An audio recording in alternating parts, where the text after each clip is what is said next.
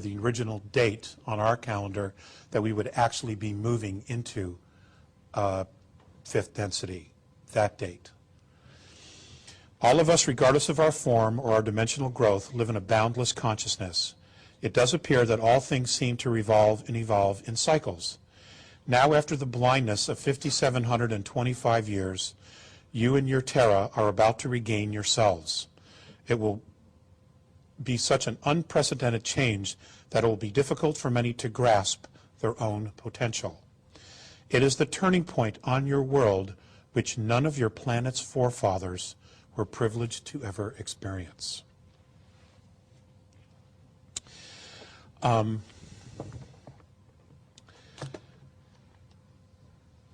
I have just some light? Please, any light, any light. Yeah, the ceiling light, thank you.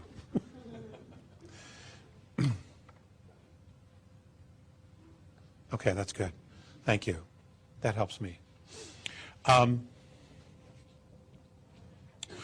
In Andromeda, one of the things that they stress is creating a race of leaders.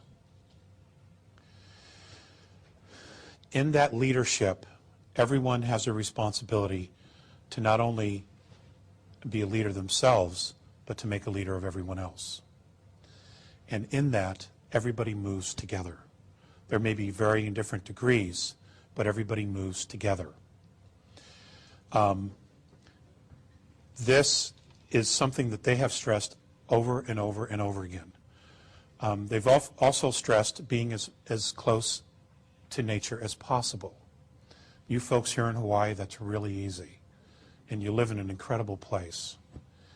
For those of us who live on the mainland or in other countries, in big cities, it's much more difficult. I want you to know that we're the only planet that I'm aware of that uses currency. Okay? In fact, I had an experience where Morine and Faseus had asked me to try to explain to them why we used money, or what they refer to as paper with pictures on it. So I spent a great deal of time in between contacts putting something together for them. And I had a contact. I was living in Malibu at the time up on Decker Canyon, and I had this opportunity to present this information to them. So as I'm presenting it, I'm going through it. I had a paper with me that I was reading it off and had little charts that I'd carried in my backpack. And when it was all over, and of course they already knew this information because they've been watching our history, Faseus said, thank you very much. Morine said, thank you very much. I enjoyed it. But Faseus just looked at me, and he just had a very straight face. And he just said, I don't understand. And I said, well, what do you not understand? Now, Faseus was always telepathic. He never learned to use his vocal cords. He said, I don't understand why you have to live, why you have to pay to live on a planet you were born on. Why do you have to pay to live on a planet you were born on? That haunted me for many years, that statement.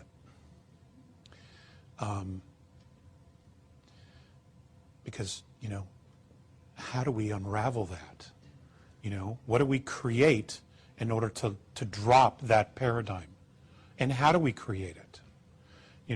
Who's going to step up and say, you know what?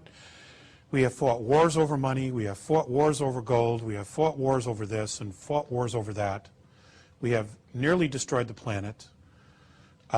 We have destroyed species. We're destroying humanity. And it's all over power, wealth, and things like that. How do we move from this paradigm to the next paradigm? How do we do it? I know that there are a lot of folks trying, making suggestions, talking to people, sharing their perspectives. I know there are a lot of contactees or Folks, there are hundreds and hundreds, probably thousands, who have not come forward yet. The extraterrestrial civilizations have given up on the governments of the world, of Earth, a long time ago. The only ones that are actually fully integrating with a lot of the Earth governments, you don't really want to meet anyway. So,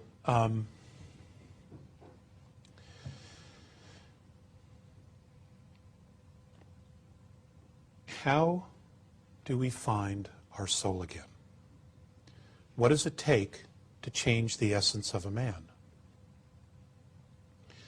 Is there a phrase? Is there a mantra? Is there a prayer? Is there an event? You know, what does it take to change the essence of a man or a woman? I don't have that answer, but I am asking the question, and I have been for a long time.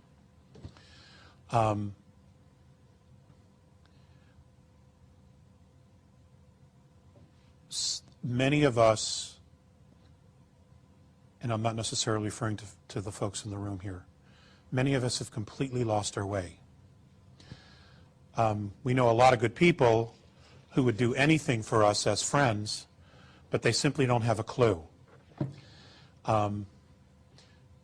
We want them to be aware of the changes that are coming, and you can put all this information in front of them and they're simply going to just dismiss it because it's too overwhelming to them. You know, they have to take it in little bites and little slices. They just simply don't want to deal with it because they're so overwhelmed just trying to manage a life that already doesn't work, okay, or they're not already happy with because it's all that they know, and they're afraid to let it go because they don't have anything else to believe in, just what it is that they do every day. So in creating a new domain of knowing and asking the question, what is it that we want? It has to be something that everybody can take hold of a piece of. For example, every day there are little things that we could do to begin shifting our consciousness. Every day when we get up, the first thing we should do is be grateful that we're alive to see another day. And just make that acknowledgement. Spirit, thank you. Always tell your children that you love them. Every day. Tell them that you're proud of them. Always tell your wife that you love her, or your partner that you love her. Always be friendly and cordial at the office. Okay? When you hear an ambulance drive by, just say a blessing. Say, I bless whoever that's for, and that their highest good is what is achieved. Little things like that. When you walk into a room, just say, I bless this room. Little things like that make all the difference. Because it's conscious intent that every day when you do things like that, and that's all, those things are easy to do, all right? Is what you do is you begin to polarize. You begin to magnetize those spaces with your thoughts. And whatever you magnetize and you put out, it will come back. It will be mirrored back to you. That's why Earth is boot camp for the soul. It's because that's what it does. It mirrors our shit back to us. You know? And the more shit, the more shit. Okay? And that's why it's so overwhelming after a while.